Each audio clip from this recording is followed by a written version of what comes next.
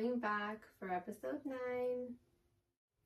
On the last episode, I opened up more about my journey and what it took to become a mother. Becoming a mother wasn't easy, and I want to share more about what it took to get here. Our journey started back in 2017 when we decided that we wanted to grow our family. We went through the whole spiel. Finding a donor, finding a fertility doctor.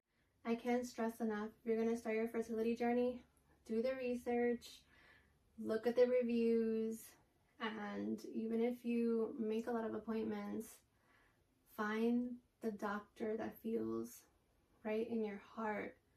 You always trust your gut. Your spirit, your soul will know if it's a fit. Through our fertility doctor was for the first time in my life that I found out that I had PCOS, polycystic ovary syndrome. And the difficulty that having it was going to cause within my fertility journey was something I wasn't prepared to hear. Realizing that it could affect the outcome in our fertility journey was heart-stopping, because I felt in all my life since I got my period, doctors have told me that having an irregular period was normal, having cramps, they just threw medicine at it.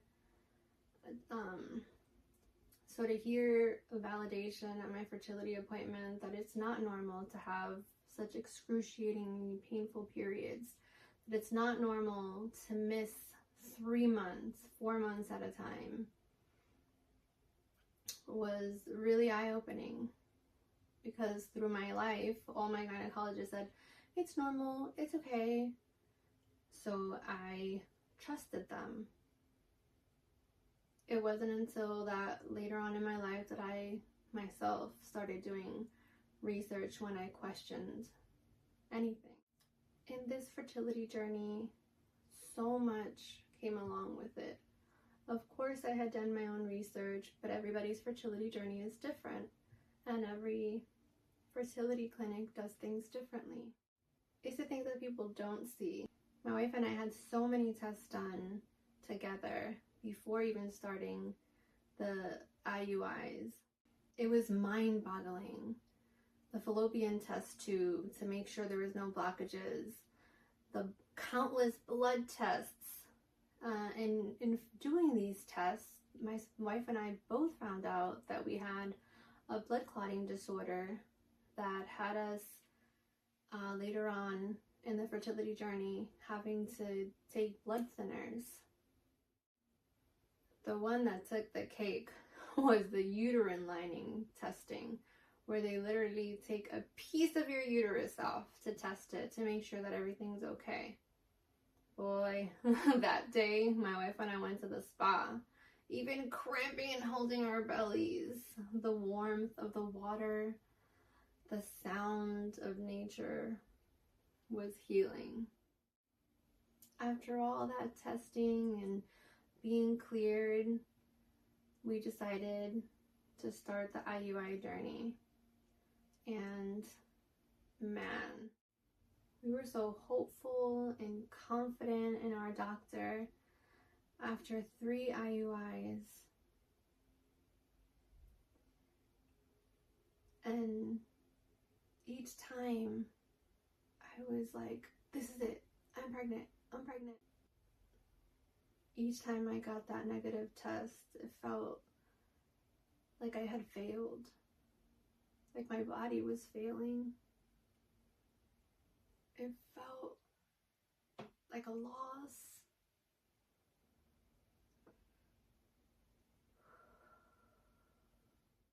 We were down to our last vial, and that meant something to us because we had always wanted our children to be half siblings.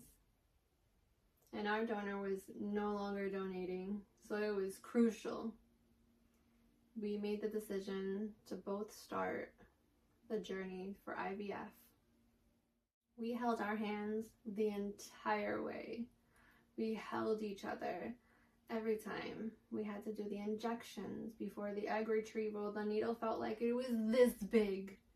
One time we were so nervous that I couldn't inject myself and she couldn't inject me. We called a friend and we were like, please, we need to do this because we need to trigger the eggs.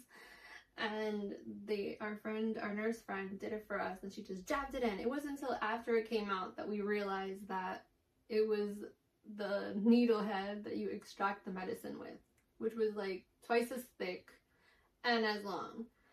The miracle was that I didn't feel it. Thank goodness. And all those little things that came with IVF. We found out later that sometimes you can have progesterone injections. We got unlucky to get the suppositories. You were lucky enough not to start walking like a cowboy. Man, those injections were no joke. Twice a day blood thinners. Every day we would set an alarm clock for 4 a.m. for the needle that we had to get every day. It was right in the back. And I would dread when that alarm would go off. I would tell myself, like, it's time already. And we both just held on to the thought that we were doing it to start our family. And we would push through the bruises. We would push through all the lumps that we had to massage on a daily to find another spot to keep our babies growing. All the medicines, all of the injections, the physical toll that it took to be on all that medication to mimic what your body usually does regularly, but mine's didn't. I had so much acne, I felt like I was hitting puberty again. The emotional toll of always waiting for the next appointment, waiting for the next blood work to see if the levels were where they needed to be optimally. It was a lot, to say the least. Thinking about it now, it's just like, wow, we did it with the support of each other, and we held each other through the entire process. The weight of it. When you go through things, at that moment, you don't feel all of it until you start to reflect on that time, because you're just like trying to make it to the next, and you're just like being strong and pushing through and trying to conquer a dream, a feeling, something that you're working so hard towards. I remember the first IVF transfer like it was yesterday. There was so much love, so much hope, so much happiness in starting our family. And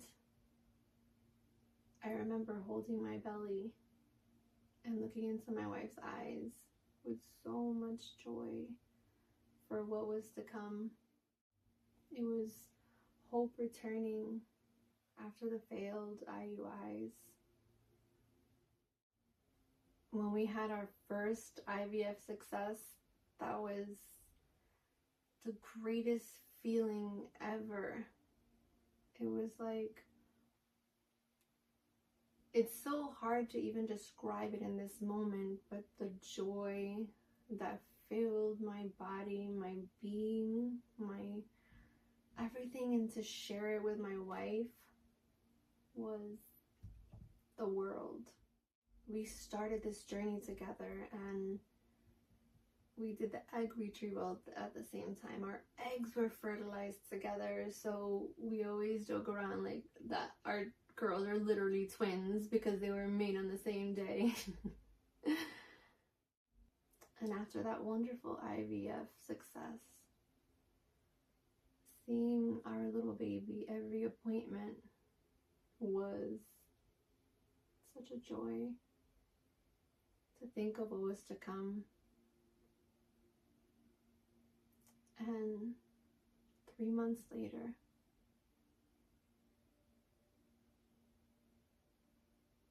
the loss.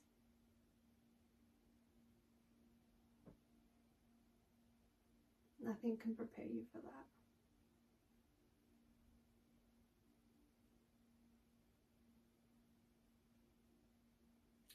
No one talks about it.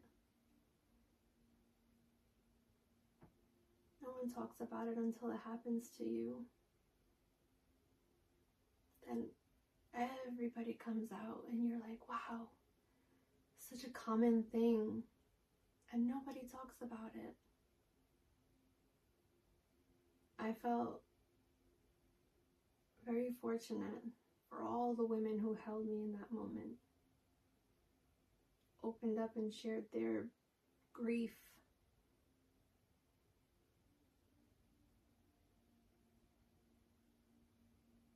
I carry that loss with me.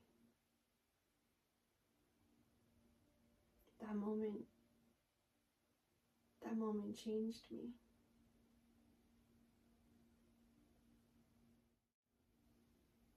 I want to encourage anyone who has started their journey or is thinking about it. I'm sending so much love. I want to thank you so much for coming to listen to more of my story, and I will continue on part 2 on my journey of becoming a mom. Sending you so much love.